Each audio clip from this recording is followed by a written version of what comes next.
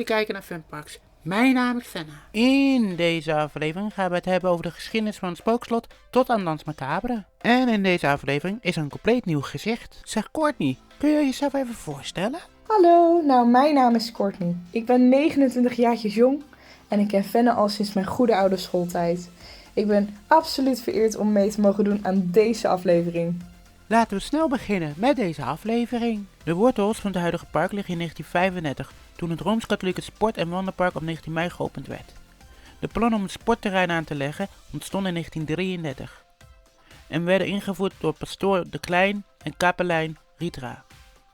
Dit plan is later uitgebreid met een speeltuin en een theehuis. In 1950 werd het Stichting Natuurpark de Efteling opgericht door toenmalige burgemeester van Loon op Zand Reinier van der Heijden. Samen met cinenist, oftewel filmmaker Peter Reinders en Anton Pieck. Het park telt in totaal 62 attracties en 8 achtbanen.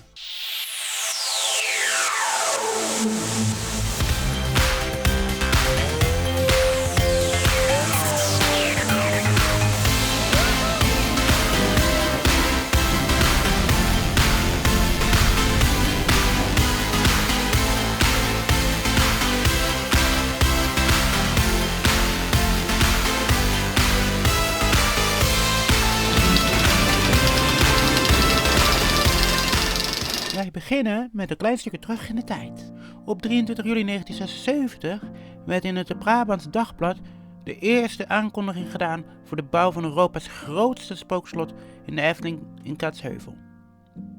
Het artikel vermeldde dat de ruïne lichthellend zou komen te staan op een heuvel tussen het Spookslotbos en de roei- en kanovijver. De geschatte kosten van de bouw bedroegen zo'n 2,5 miljoen gulden, omgerekend 1,1 miljoen euro. Waarmee de attractie de duurste ging worden die de Efteling tot nu toe had gebouwd. De bouw van een complex nam ruim 1,5 jaar in beslag.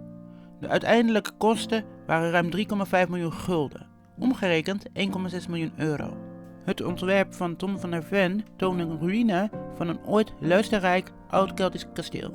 Wat uiteindelijk overbleef waren de hoofdingang, de toren en daarvoor de kleine begraafplaats en verwijzingen naar de aangebouwde kapel. De kloostertuin van de hoofdingang was gebouwd in een chaotische stijl. Zowel het interieur als het exterieur waren naast meer historische bouwstijlen gegoten in de stijl van Anton Pieck. Aan de buitenkant van het spookslot waren diverse gezichten verwerkt.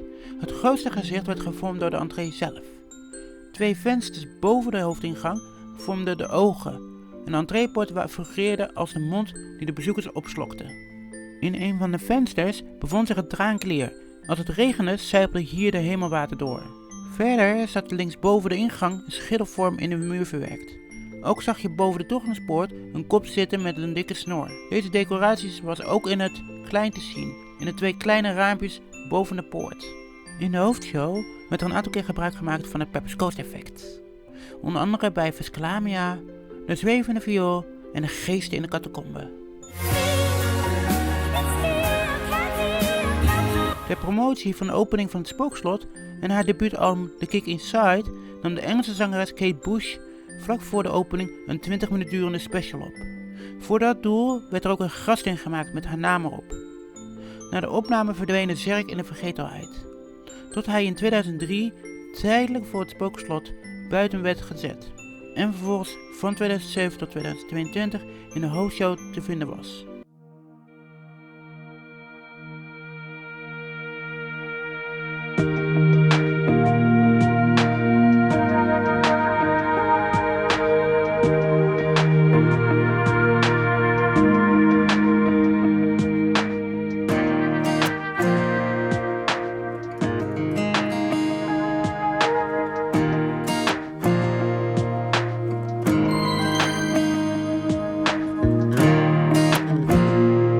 De attractie was een animatronic show.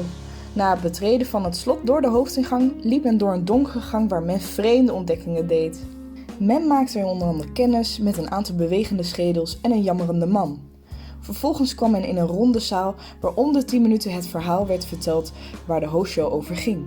Dit verhaal werd verteld door Tom van Beek. De hoofdshow startte met het ruisen van de wind en het luiden van de klok door een duivelachtig figuur dat volgens het verhaal van de hoofdshow een betoverende kraai was.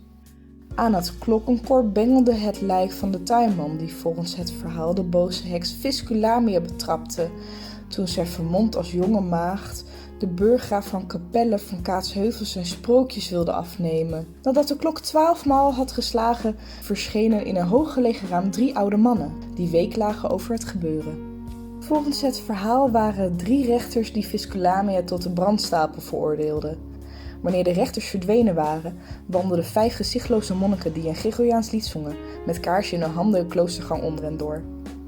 Wanneer de monniken de gang doorgelopen waren en de deur achter hen dicht viel, verschenen in de catacombe onder de monnikengang een groene zwevende viool, die de ingekorte versie van de dansmacabre van Camille Saint-Saëns speelde. Tijdens deze dans dwaalde de geest van de burggraaf en zijn dochter Esmeralda rond in de catacombe. Bloemen begonnen te wiegen, hekken en grafstenen te dansen. De voorstelling duurde ongeveer 6,5 minuut. Zeg Courtney, ook erg interessant is dat jij begon in jouw verhaal over een viool in het spookslot. Maar ook in het verhaal van Dans Macabre. Maar zelfs speel jij toch ook viool? En laat het toevallig Dans Macabre nou één van jouw favoriete stukken zijn. Dat klopt. Het gaat voor mij nog wel te snel. Zo'n goede violiste ben ik niet. Maar Dans Macabre is inderdaad een van mijn favoriete klassieke lieden. Ik zal even met een vogelvlucht vertellen over de componist en het lied. Camille Saint-Saëns werd geboren op 9 oktober in Parijs. Op jonge leeftijd werd er kennis gemaakt met literatuur en muziek door zijn oudtante. Zij gaf hem ook zijn eerste pianolessen. Zijn eerste optreden vond plaats toen hij slechts 10 was in de Salle Pleyel in Parijs. 3 jaar later werd hij aangenomen op een conservatorium in Parijs. Pas toen hij 18 werd, schreef hij zijn eerste symfonie.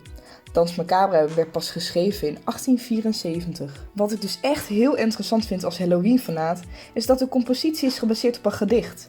Een oud Frans bijgeloof, geschreven door Henri Casalis. Volgens het Franse bijgeloof kwam de dood om middernacht op Halloween. Hij had de kracht om de doden te wekken, zodat ze konden dansen terwijl hij op de viool speelt. De skeletten moesten dansen tot zonsopkomst en vervolgens terugkeren naar hun graf tot volgend Halloween. De compositie opent met 12 middernachtelijke klokslagen, een verwijzing naar een klok die 12 uur middernacht slaat, het begin van het spookuur, gespeeld op een harp. Na de harp hoor je de cello's en de contrabassen die de passen nadoen van de dood.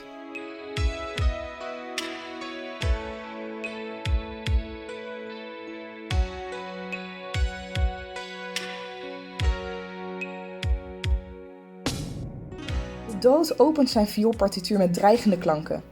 Dit wordt ook wel duivelsinterval genoemd en nodigt de doden uit om uit hun graf te komen. De doden dansen een huiverige wals, dan steekt de storm op, windvlagen en donder. Griezelig klapperen de beenderen van de doden. Dan kraait er een haan en keren de doden terug in hun graven. De dood, zittend op een grafsteen, sluit het stuk af. Op 5 september 2023 begon de Efteling langzaam met het ontmantelen van het spookslot. Het spookslot werd met hekken afgezet. En team F Probeer ging aan de slag om bijzondere figuren en elementen uit het spookslot te verwijderen en veilig te stellen. In de weken daarna werd het gebouw zelf in eerste instantie alleen de tunnel naast het slot gesloopt. Eind oktober 2022 begon de sloopbedrijf Grubos met het neerhalen van de gevels. De complete sloop was een maand later voltooid. Toen bleek dat een deel van de muren van de grote toren en de ronde zaal toch blijven staan in ruïneuze vorm. Deze worden onderdeel van het nieuwe themagebied rondom de opvolger Dans Macabre. Van het spookslotgebouw is een deel van de torens waarin zich voorheen de ronde zaal en de Oosterse geest bevonden blijven staan. En ook van het muurwerk van de hellingbaan bij de uitgang is bewaard gebleven. Maar ook elders zijn restanten van het spookslot heden te zien. In het exterieur van het winkeltje in den Zwarte Kat is de overdeur verwerkt die eerst aan de achtergevel zat van het gebouw bij Jonas. Binnen hangen aangepaste kroonluchters afkomstig uit de spookslotgalerij en het schilderij van de 3 mas die eerder boven Matroos Gijs hing. In Dans Macabre zelf zijn nagemaakte versies van objecten uit het slot verwerkt. De duivelse kandelaars uit de ronde zaal en de waterspuwers zijn nu dakdragers geworden. De kronkelige boom die op het achterplein stond werd verplaatst naar het krentenpad tussen Kleuterhof en het Ginnespoor. In de beginjaren werd er geëxperimenteerd met een levende acteur in het spookslot die meedanst in een geestencarousel. De bezoekers zouden echter het verschil niet hebben gezien tussen bewegende poppen. Tijdens de Efteling zomeravonden van 1992 tot 1993 kreeg ook het spookslot een eigen entertainment, het Spookenspel, waarin Jeroen Verheij de griezelige gastheer speelde, Hieromius. Op 10 mei 2003 represseerde hij dit personage met een aangepaste uiterlijk. Dat sloeg aan. Vanaf Winter Efteling 2003 tot 2004 is hij nu regelmatig tijdens de Winter Efteling te zien geweest. En vanaf Winter Efteling 2003 tot 2004 is hij nu geheel in het wit, onder de naam IJzige IJsbrand. Regelmatig tijdens de Winter Efteling te zien geweest. IJzige IJsbrand had ook een rolletje in de Winterse Illusies die tussen 2011 tot 2012 en van 2014 tot 2015 in het Spookslotgalerij geprojecteerd werden. De opening van Dans Macabre is op 31 oktober 2024. Courtney, ik wil jou enorm bedanken dat je te gast wilde zijn. Ik vond het heel gezellig. Bedankt Fenne dat ik erbij mocht zijn. En wellicht tot de volgende keer. Vonden jullie dit nou een leuke video? Vergeet niet te abonneren, te liken, een leuke comment achter te laten en het belletje in te drukken, want dan missen jullie helemaal niks. Tot de volgende keer. Bye bye.